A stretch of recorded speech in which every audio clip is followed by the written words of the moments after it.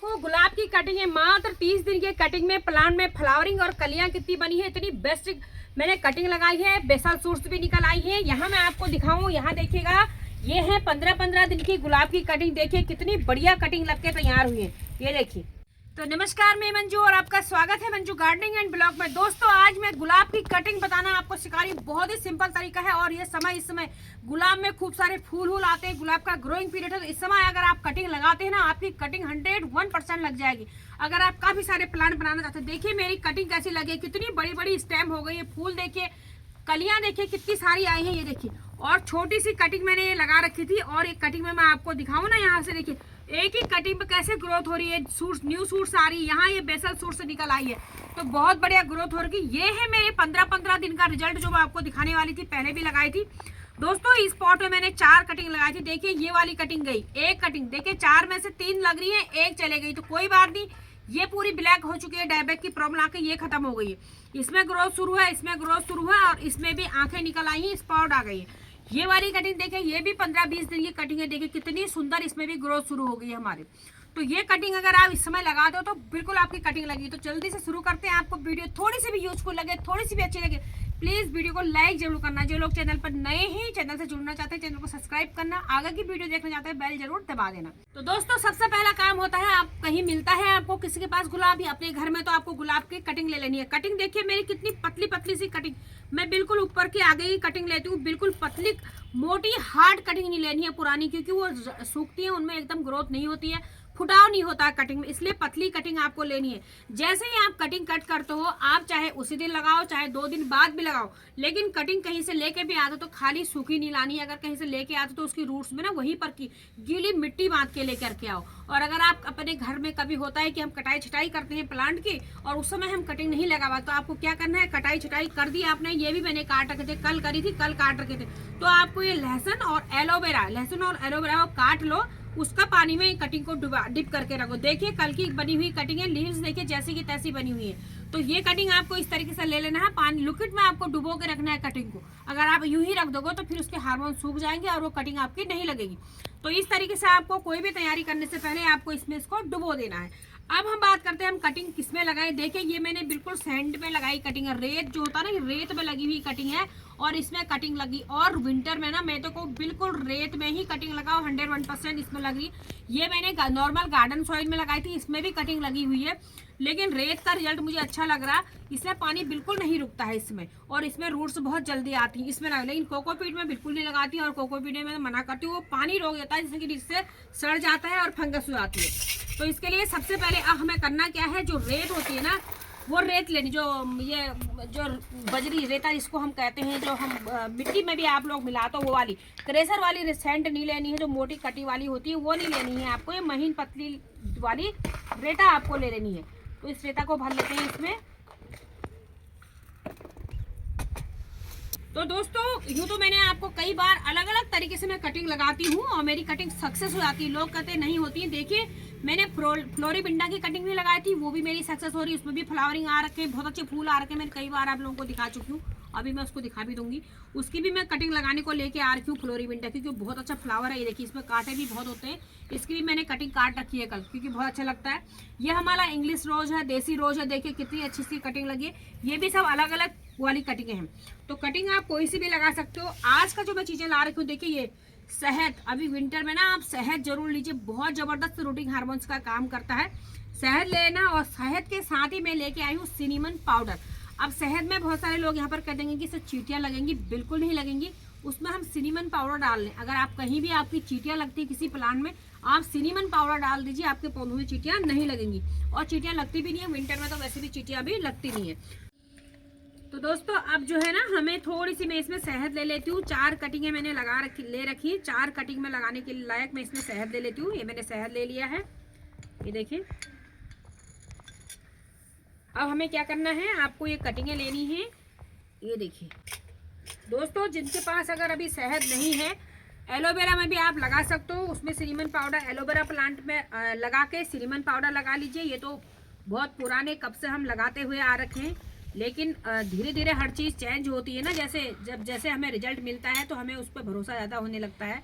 तो मुझे इस पर बहुत ज़्यादा भरोसा होने लगा, क्योंकि मेरे को इससे बहुत अच्छा रिजल्ट मिला है।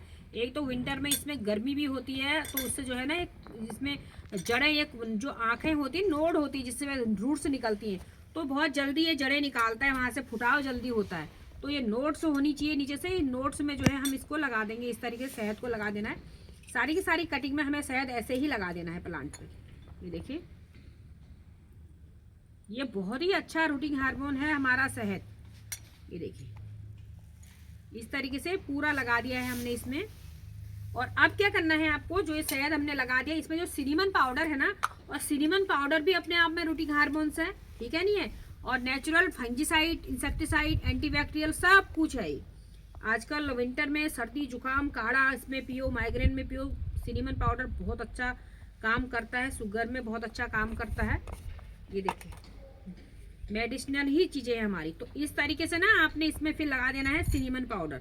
ये देखिए, पूरा अच्छी तरीके से लगा दीजिए। जिनमें कांटे हैं उसमें बड़ी सावधानी से करना है। ये देखिए, इस तरीके से हमने इसको लगा दिया है। अब क्या करना है आपको, एक नैपकिन पेपर ले लेना है आपको, जो ये नैपकिन पेपर, टॉयलेट पेपर, जो भी आपके पास हो, और नहीं है तो कोई बात नहीं, अगर नहीं भी है तो अब जो हमने इसमें लगा रखा है, बहुत ही अच्छी तरीके से इसको ना इसमें लपेट लीजिए। इस तरीके से इसमें आपको लपेट देना है। ये बस एक ही बार पानी डालते ही ये गल जाता है, धीरे धीरे थोड़ी दिनों में ही ये गल जाएगा। ये देखिए, इस तरीके से आपको इसको कर लेना है, बिल्कुल चिपक जाता है ऐसे। ये देखिए, ये कर लिया। इसमें भी हम इसको लपेट लेंगे अच्छी तरीके से।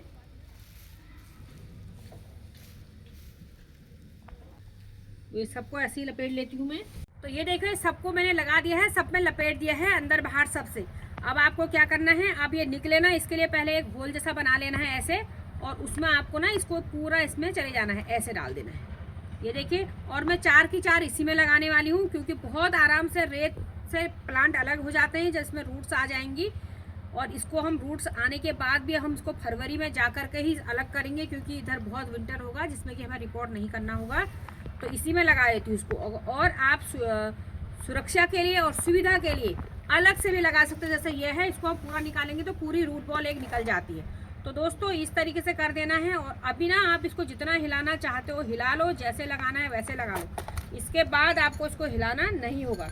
तो अब क्या करना है, आप जो हमने ये एलोवेरा, इसका मैंने जो पानी बना रखा ना, इसको भी छान के ऐसे लगा के इसी पानी को हम इसमें डाल देंगे, ठीक है। ये है, तो इसमें एलोवेरा भी रूटिंग हार्मोन का काम कर, इतने तो इसमें 3 हमारे ऑर्गेनिक घरेलू जो है ना रूटिंग हार्मोन हो गए हैं। तो बिल्कुल कटिंग हमारी 100% चलने वाली। ये देखिए, ये लिक्विड डाल दिया। अब क्या करना है आपको, अब आपको ये करना है, कई बार जो है ना डायबैक की प्रॉब्लम होती है ऊपर से, उसके लिए आपको या तो आप मोमबत्ती को जला के उसके ऊपर तपका दें, एयर प्रूफ हो जाता है, वही वाटर प्रूफ हो जाता है।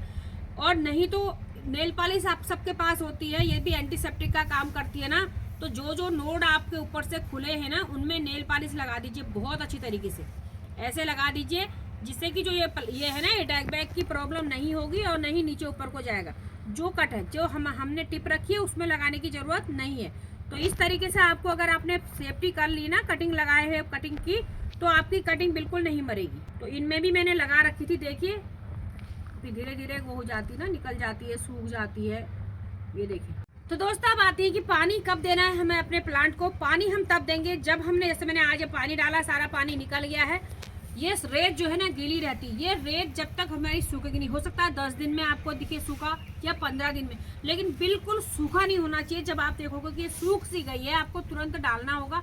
एकदम भी आप सुखा दोगे तो जो हमारी इसकी सिराएं होती है, जिससे हमारा पानी, खनिज, लवण ऊपर जाता है पौधों में ना, तो वो जो है सूखने लगेंगी। अगर वो सूख गई, मृत हो गई, तो फिर वो नहीं उठेंगी। इसलिए मॉइस्चर सा मेंटेन रहना है, लेकिन पानी भरा नहीं होना है। ये आपको काम कर लेना तभी। ये नहीं, अब रोज रोज पानी नहीं डालना है, इसमें जगह तो है नहीं, इसलिए रोज रोज पानी आपको नहीं डालना है। इस तरीके से करोगे। ये मैंने पानी इसमें कल डाल रखा था, देखिए कल डाला है, इसलिए गीला आपको दिख रहा है। कल से अभी पानी नहीं डाला क्योंकि बहुत गीला हो रखा है।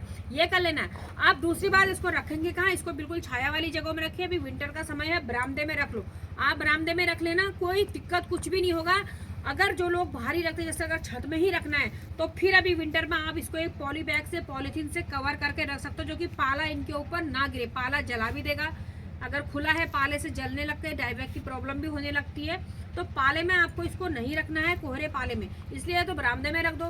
कई बार मैं कवर से भी नहीं करती हूँ, कवर क्योंकि कवर करने से भी ना हिल जाता है, और फिर देखने की भी होती है आप लोगों को न्यू निकला नहीं निकला, तो कटिंग हिली नहीं, जहाँ से कटिंग सूख जाती है। जैसे हमने अभी लगा रखी, थोड़ी सी भी हिल गई ना तो बस फिर कटिंग हमारी चले जाती है। तो इससे अच्छा कि बरामदे में रख दिया करो इसको, बस हो गया। 15-20 दिन बाद आपको न्यू ग्रोथ दिख जाएगी। ऐसे ही आपको दिखती है न्यू ग्रोथ तो आप धूप में रख दीजिए। देखो मैं धूप में रखने लग गई इसको, अब मेरा ये धूप में रहता, तो धूप में रखने लग जाओगे तो कोई दिक्कत नहीं है फिर। तो इस तरीके से करना। तो दोस्तों ये है कटिंग लगाने की वीडियो।